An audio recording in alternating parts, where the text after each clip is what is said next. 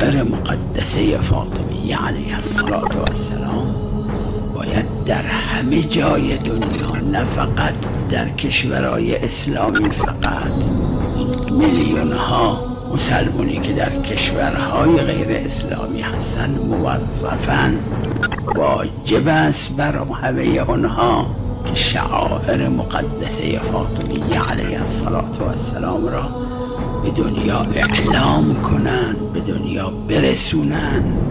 هدف حضرت زهرا سلام الله علیها، فرمایشات حضرت زهرا سلام الله علیها، دقت هایی که در فرمایشاتشون فرمودن، اینا به دنیا باید برسه. این شعائر مقدسه فاطمیه البته در کشورهای اسلامی باید پررنگ تر باشه تا دیگران یاد بگیرن.